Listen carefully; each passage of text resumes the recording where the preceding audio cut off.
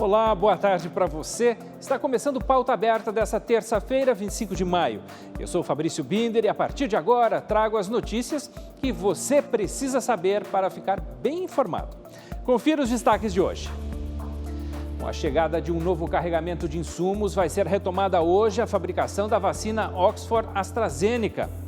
Pesquisadores do Ceará analisam amostras de DNA para entender a mutação do coronavírus. Uma medida provisória permite que os empregadores antecipem férias e adiem o recolhimento do FGTS como forma de enfrentar a crise econômica. O INSS começa a pagar hoje a primeira parcela do 13º salário para aposentados e pensionistas. O pagamento foi antecipado por conta da pandemia. Fique aqui comigo que o Pauta Aberta está no ar. Acelerar o cronograma de desenvolvimento de uma vacina totalmente nacional contra o coronavírus é uma das metas do Ministério da Ciência, Tecnologia e Inovações. O ministro Marcos Pontes falou sobre esse assunto durante a audiência na Comissão Temporária do Senado sobre a Covid-19. O ministro Marcos Pontes fez um balanço das ações estratégicas do Ministério da Ciência, Tecnologia e Inovações dentro da rede vírus desde fevereiro de 2020 para o enfrentamento à pandemia. Ele afirmou que a prioridade agora é acelerar o cronograma para a produção de vacinas contra a Covid-19 com tecnologia 100% nacional. Nós utilizamos, além da Fiocruz e do Butantan, né, que são os institutos mais conhecidos, públicos, né, nós temos os nossos INCTs, Institutos Nacionais de Ciência e Tecnologia, congregam pesquisadores de diversas instituições, inclusive da Fiocruz, do Butantan, e são essas INCTs que estão desenvolvendo essas vacinas nacionais, essas tecnologias de vacinas nacionais. O ministro Marcos Pontes defendeu ainda a necessidade de implantar no país um laboratório de biossegurança para garantir estudos e combate às mutações do vírus da Covid-19. Por isso, defendeu a captação de investimentos da iniciativa privada, oferecendo incentivos fiscais. Se eu fabrico esses insumos farmacêuticos em empresa privada, o que acontece? Eu aumento a capacidade da nossa indústria, eu tenho mais contratações, eu tenho nota fiscal sendo produzida no Brasil pelo setor privado e isso é o futuro. Mais de 400 acadêmicos assinaram uma carta aberta ao presidente dos Estados Unidos, Joe Biden, pedindo que o Brasil seja um dos escolhidos para receber as vacinas contra a Covid-19 que o país vai distribuir. Os Estados Unidos vão repassar cerca de 80 milhões de doses extras de imunizantes até junho, mas não decidiram quais países vão receber. O anúncio vai ser nos próximos dias. Com isso, centenas de acadêmicos brasileiros e americanos pediram que o país fosse contemplado. A carta contou com a assinatura de representantes de 234 universidades em 45 dos 50 estados norte-americanos. A Fiocruz recebeu neste fim de semana mais um carregamento de insumos para a produção de vacinas. E ainda nessa terça, deve ser retomada a fabricação da vacina Oxford AstraZeneca. Fiocruz recebeu mais uma remessa de ingrediente farmacêutico ativo, o IFA, que é a matéria-prima da vacina. O IFA chegou ao aeroporto do Galeão, aqui no Rio de Janeiro, no final da tarde de sábado, vindo da China. O material é suficiente para a produção de aproximadamente 12 milhões de doses da vacina Oxford AstraZeneca. A chegada do IFA era aguardada para que a produção da vacina seja retomada amanhã, aqui em Biomanguinhos. A produção foi interrompida na última quinta-feira por falta de insumos. De acordo com a Fiocruz, as novas remessas garantem a produção de vacinas até a terceira semana de junho e as entregas até dia 3 de julho. Ao todo, a Fiocruz já entregou ao Programa Nacional de Imunizações cerca de 41 milhões de doses da vacina. Na sexta-feira passada, foram entregues 6 milhões e 100 mil doses ao Ministério da Saúde. No Ceará, pesquisadores da Fiocruz analisam amostras de DNA para entender a mutação do coronavírus. 9 de cada 10 casos verificados no estado são da variante brasileira do vírus.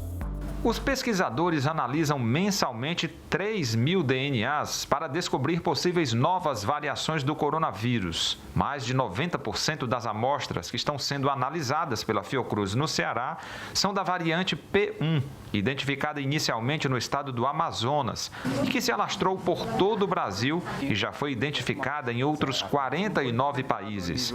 A análise traça a sequência genética do vírus e assim viabiliza as vacinas capazes de minimizar o risco da doença. Mesmo essa variante P1, considerada hoje predominante no estado do Ceará e praticamente em todos os estados da federação no Brasil, elas não são exatamente iguais umas às outras. Elas estão em contínua evolução e é muito importante esse monitoramento. A variante analisada tem alto potencial de multiplicação. Em dezembro do ano passado, havia 0% de detecção da variante P1 no Ceará.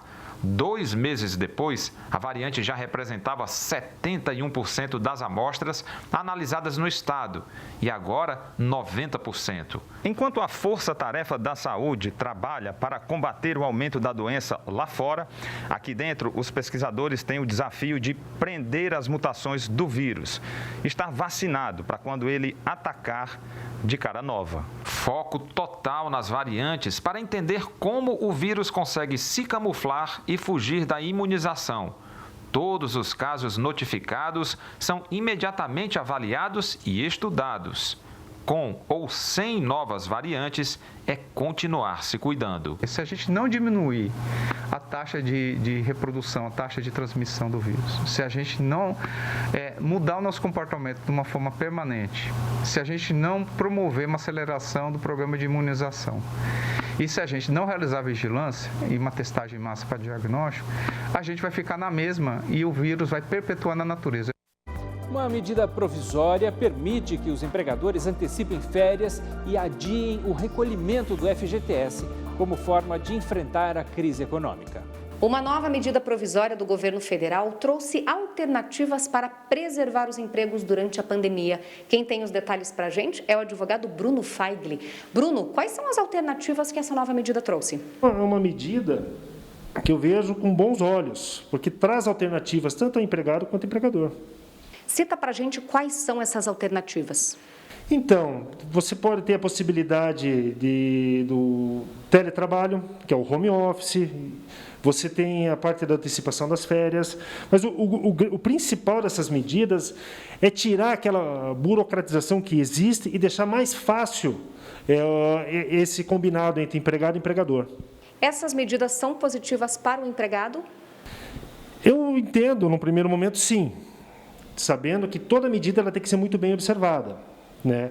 Vamos pegar as férias, por exemplo. A antecipação de férias é uma medida, no primeiro momento, bem interessante. Até quando o empregado está com um problema de caixa, ele pode vender 10 dias de umas férias futuras. Porém, analisando, para você ter direito a férias, você tem que cumprir um período aquisitivo de 12 meses. No momento que esse empregado ele antecipa essas férias, ele tem que cumprir um período aquisitivo superior aos 12 meses. A outra situação que eu vejo é naquele empregado que ele está trabalhando, mas ele recebe uma proposta de emprego muito melhor. E ele se vê tendo que pedir demissão. Nesses casos, o valor que foi antecipado a título de férias, o empregador pode descontar. Então, ele tem que avaliar que na rescisão dele, ele vai ter um desconto significativo desses valores. Ok, Bruno, muito obrigada pelas informações. A nova medida provisória já está em vigor e vale por 120 dias. Morreu no Ceará a irmã Anete Dumoulin, pesquisadora e grande defensora da causa do padre Cícero Romão. Várias homenagens marcaram a despedida da religiosa, que faleceu em Juazeiro do Norte por complicações de câncer no pâncreas e fígado. O corpo da religiosa foi velado na Basílica Santuário Nossa Senhora das Dores. Em cima da urna, símbolos de sua passagem pelo solo nordestino. E no coração da nação romeira, um só sentimento: gratidão. Vamos sentir muito a sua falta, a sua ausência, mas temos a certeza de que o que ela plantou como semente de amor, de fraternidade, de justiça, vai florescer. E assim nós queremos agradecer a Deus, porque tivemos a grata alegria de caminhar com a irmã Nete. Irmã Nete faria 86 anos próximo dia 14 de julho, 60 deles dedicados à vida religiosa consagrada na congregação de Nossa Senhora Cônegas de Santo Agostinho. Belga com o coração brasileiro, deixa um legado incontestável para diversos setores da sociedade. O principal e mais importante legado que a irmã deixa é o seu testemunho, o seu comprometimento de uma vida cristã, de alguém que fez o encontro com nosso Senhor Jesus Cristo e se tornou discípula dele. A Nete deixa, além das pesquisas, dos livros, além dessa parte intelectual, ela deixa um exemplo forte de quem quer ter uma vida doada a serviço do reino. Ela nos deixa um testemunho muito forte de serenidade, tranquilidade e de muita fé, que é fruto da experiência que ela viveu com Deus e com a evangelização que os romeiros fizeram com ela. Irmã Nete continua presente em nossas vidas. Ao fim da terceira missa, foi realizado o ritual de exéquias e o corpo seguiu para o sepultamento ao som de fortes aplausos.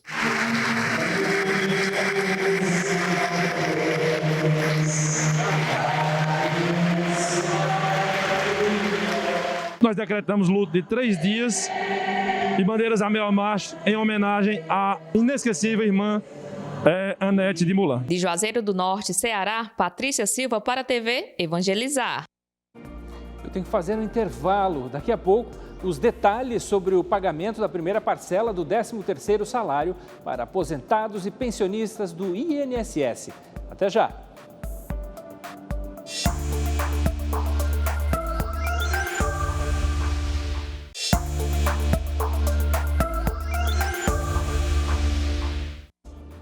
Estamos de volta com o Pauta Aberta dessa terça-feira, dia 25 de maio. Eu agradeço a sua companhia e audiência.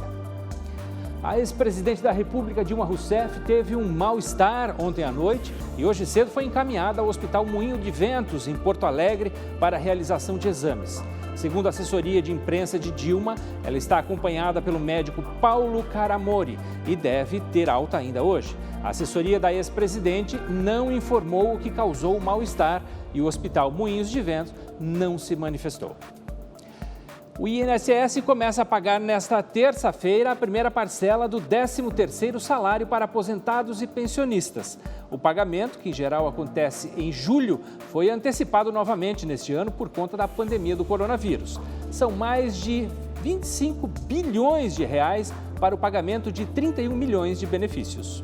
São mais de 25 bilhões de reais para o pagamento de 31 milhões de benefícios. Tem direito ao 13º quem recebe a aposentadoria, pensão por morte, auxílio-doença, auxílio-acidente ou auxílio reclusão. Para aqueles que recebem um salário mínimo, o depósito da antecipação será feito entre os dias 25 de maio e 8 de junho. Quem recebe mais que isso terá o pagamento creditado entre o dia 1º e 8 de junho. Segundo o INSS, essa medida vem justamente para injetar dinheiro na economia, aquecer a economia nesse momento complicado que nós estamos vivendo de enfrentamento à pandemia do coronavírus. Vamos ver.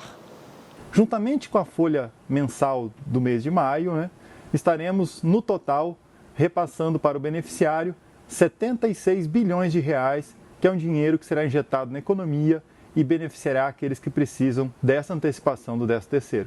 É a contribuição do INSS nesse momento de pandemia. Confira agora a previsão do tempo para essa terça-feira em todo o Brasil.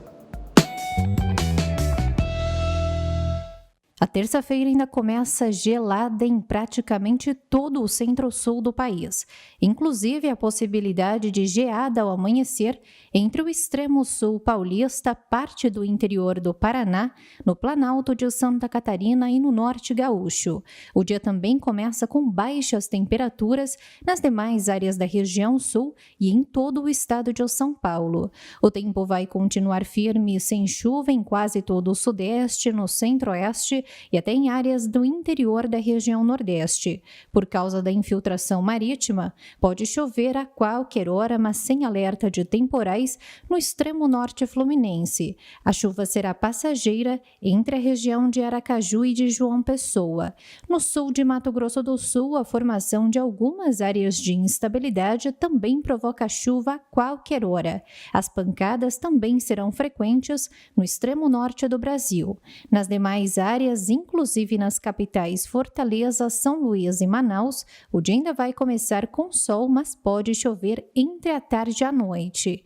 O dia começa com apenas 4 graus na região de Curitiba e 8 graus na capital paulista. A temperatura máxima não vai passar dos 22 graus em São Paulo, faz 20 graus na região de Curitiba e 20 graus também na região de Porto Alegre. Terça-feira é o dia do nosso quadro sobre empreendedorismo. E hoje um consultor do Sebrae vai falar sobre a importância da inovação.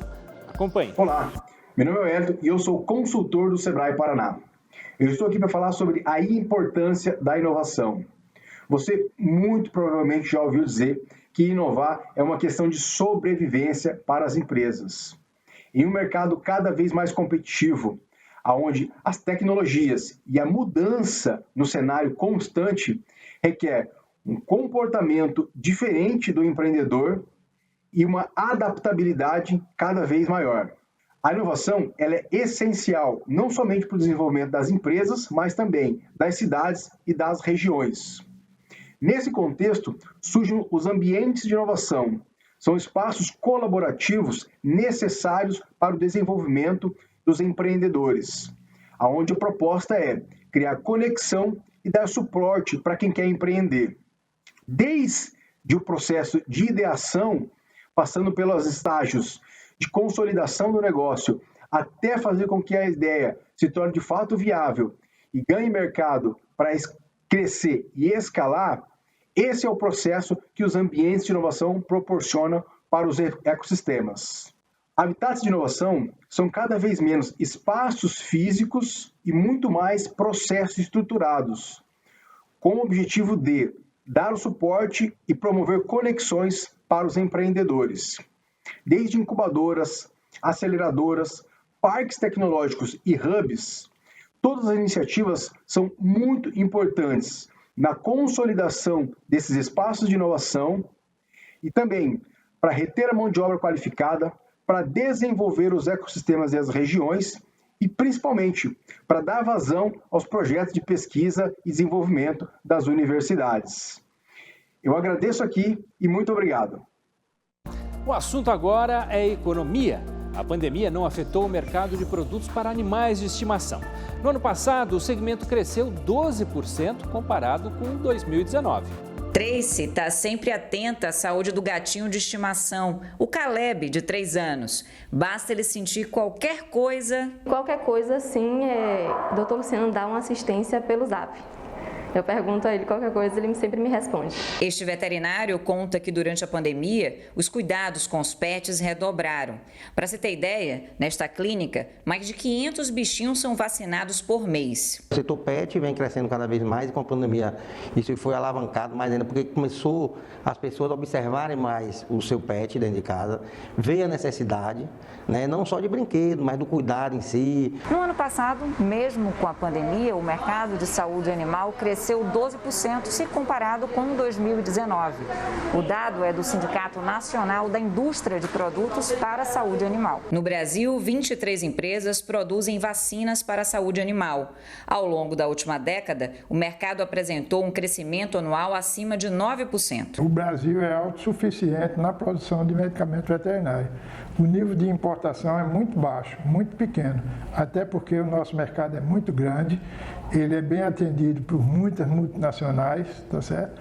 E assim, nós não temos necessidade de importar produto veterinário. Esta fábrica, instalada em Feira de Santana, na Bahia, produz vacinas para animais há mais de 30 anos. Na pandemia, ampliou a produção em 15%. Crescemos dentro do que esperávamos, né? Não tivemos queda nas vendas nem na produção. Eu converso agora com a repórter Malu Piccoli, que traz pra gente uma história de empatia e solidariedade. Olá, Malu! Fabrício, agora eu volto com uma notícia cheia de esperança. Um gesto heróico e emocionante foi flagrado na cidade de Ceuta, no norte da África, que viralizou nas redes sociais no fim da semana passada. A imagem mostra o momento em que uma voluntária da Cruz Vermelha abraça um homem senegalês que tinha acabado de chegar no Marrocos a nado.